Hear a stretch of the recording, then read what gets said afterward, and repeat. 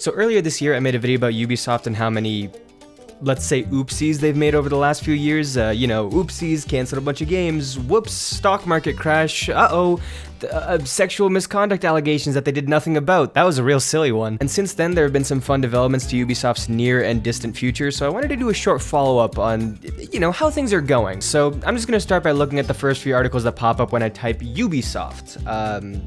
This isn't a phone, this is a speaker. I've already seen the articles that I want to talk about, but this is really just to maintain the illusion of spontaneous discovery. Ubisoft unveils new blockchain game, Champions Tactics.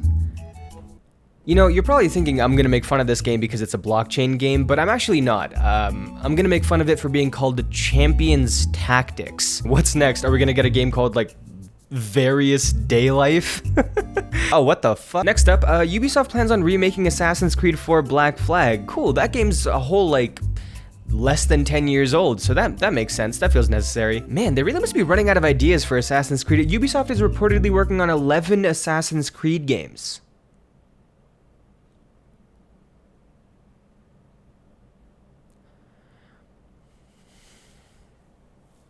11 games. 11 games in the same series at the same time. It's not like this is the MCU, it's Assassin's Creed. 11 that's more than Zion Williamson has played in his entire career. Alright, let's look through these 11 games and see if there's anything interesting. Obviously the first one is the Black Flag remake that I just talked about, and like I mentioned, this feels so unnecessary. You can play Black Flag perfectly fine on next-gen consoles. I also don't think Ubisoft has ever been that cutting edge graphically or presentation-wise, so I don't even know if this remake will be the technical showcase that some of these recent remakes have been, but I digress. And then the game we have the most information on currently is AC Mirage, which is set to release in October, and truthfully, gotta be honest here, I don't think this game looks very good. I actually enjoy some Assassin's Creed on the side. I think the series is very inconsistent between games and within each individual game as well, but I still find some enjoyment there. And I was excited for a return to the old style. I think I prefer that to the 100-hour RPG line of ACs, but I gotta say, this doesn't look like the old style.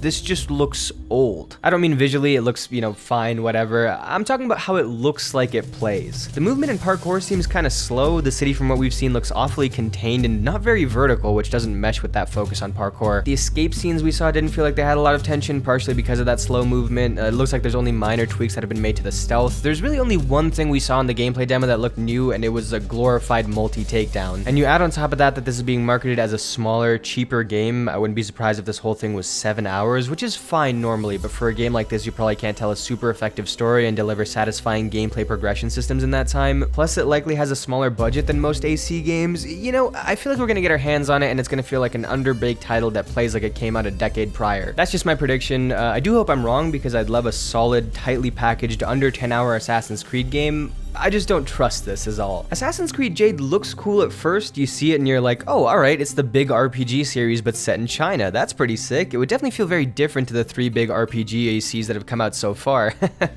It's on mobile.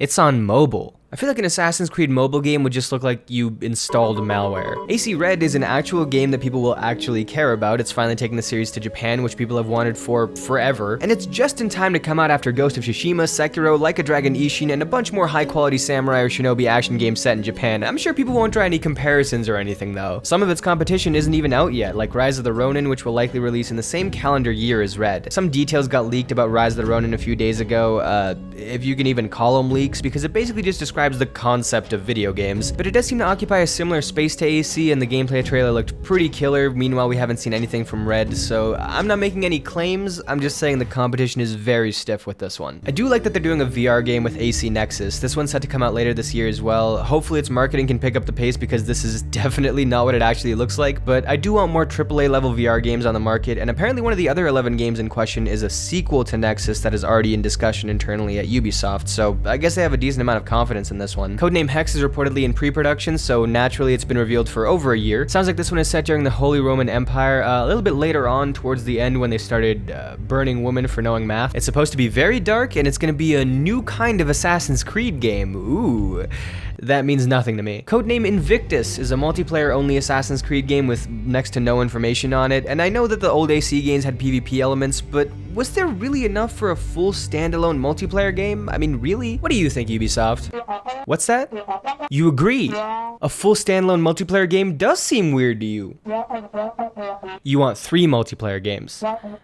Yeah, that makes more sense for a sentence, you would say. Codename Raid and Codename Echoes are also both multiplayer games that have reportedly just begun pre-production, and it looks like Raid is going to be a co-op PvE game. And finally, Codename Nebula is reportedly going to have 3 settings: India, the Aztec Empire, and the Mediterranean, and we don't know which style of Assassin's Creed that'll be. You know what, I'm just gonna say it might sound shocking to you, that is entirely too much Assassin's Creed, especially since it's all supposed to come out in the next like 3 to 4 years, barring any delays. What's that saying? Always put every single one of your eggs into a single basket? I think that's the one. This seems like a smart move. I'm officially sick of talking about this series though, so let's move on to some of Ubisoft's other slated games, like for example, Skull and Bones, which was represented at Ubisoft's recent showcase by a quartet of dudes singing a sea shanty and then swiftly disappearing back into the recesses of a dark cave where I can only assume the dev team is trying to build this game with a single blunt object. One of my favorite things about this AC4 remake leak is the fact that there's a legitimate timeline out there where Ubisoft makes Black Flag twice before the release of Skull and Bones, which literally started as a way to just make a game around the ship parts of Black Flag. I know it's unlikely, Skull and Bones would have to be delayed by like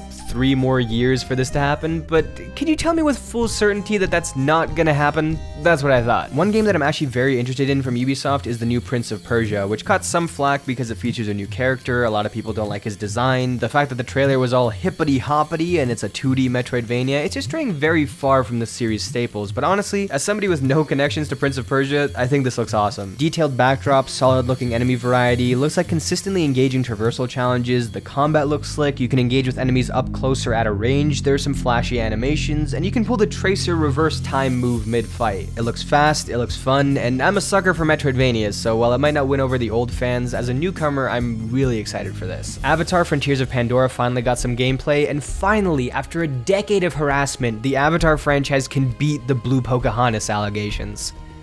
It's now Blue Far Cry. Yeah, the structure looks generic. Yeah, a lot of the combat also seems generic. I mean, half the Ubisoft Forward presentation was them basically saying, hey, you're gonna be taking out enemy camps. Isn't that cool and fun and original? But I will say this, Pandora has a lot more potential for exploration than any of the Far Cry games. The world building has an automatic leg up. The mounts actually look fun to ride and use in aerial combat. Maybe instead of Blue Far Cry, this game can be Blue Far Cry, but fun. It's set to come out at the end of this year. I don't expect it to blow anyone's socks off or anything, but as long as it's pretty solid, it's got enough of a brand name and widespread appeal that it could end up being a pretty big win for the company. Honestly, I'm not really sure why XDefiant is getting so much coverage. Admittedly, I'm not sure if it's really my kind of thing, but I guess it is nice that some people seem fairly positive in the hands-on previews. And then I think the biggest new development since that last video is that we finally got to see the Star Wars game that they're making, and I don't trust it. The game looks very pretty, it looks very expansive, especially with the trip out into space with some dogfight and combat. There is potential here, but I have my doubts. First of all, this gameplay demo feels extremely fake. Like, it's clearly been set up to run an exact scenario that makes the game look exciting, but also organic. Like, whoa, this stuff can happen all the time. No, it can't. It reminds me of all those Ghost Recon trailers where they'd get actors to pretend like they were playing the game together and show off their awesome teamwork, and it was clearly directed by a 55-year-old man who had never had friends growing up, because no one's playing a co-op shooter like this. 2 hostiles, 9 o'clock.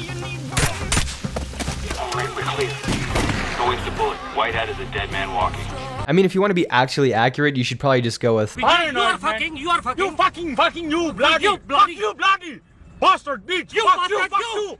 Bloody fuck you, bloody! This trailer gives me the same energy, but for a single-player game. It's way too tailor-made. And what's concerning to me, I guess, is that even in this highly controlled environment, it doesn't seem all that exciting. I'm not sold on this blaster combat or the enemy AI that we've seen. I know we just have this one clip to play off of, but I really just think we're going to be shooting sitting ducks, and there's going to be hardly any flanking or repositioning on their end or on yours. Plus, from what we've seen, the character has serious... Please shut the f*** up. I'm trying to play this video game, not hear you comment about how crazy the situation you're in is syndrome, which is a syndrome where you feel the overwhelming urge to say, please shut the f*** up. I'm trying to play this video game, not hear you comment about how crazy the situation you're in is. It's sort of a self-explanatory kind of condition. Point is, it's kind of cool, but I'm not entirely sold, and that's kind of my stance on all of these Ubisoft updates. I don't hate some of the ideas they're throwing out for AC, I don't hate what we've seen from Avatar or XDefiant, I really like what we see from Prince of Persia, and I truly believe that not even Ubisoft has seen Skull and Bones, and overall, it's not bad out here, it's just hard to get excited. I thought since I made a whole video talking about their potentially bleak future and they just held a showcase that wasn't actually happening half bad that I'd revisit their upcoming slate and give my thoughts on it. Can't say I feel too differently now than I did back then, but we'll see if they can get a little bit of a hot streak going or not. If they can nail Avatar, Prince of Persia, Star Wars, and at least one of either AC Mirage or AC Red over the next year and a half-ish, they have a chance to start rehabilitating their image just a little bit. It's a step in the right direction at least. Let me know how you guys feel about Ubisoft's upcoming list of games. If you're new here, subscribe, join the Discord, it's in the description, and I'll see y'all next time. Peace.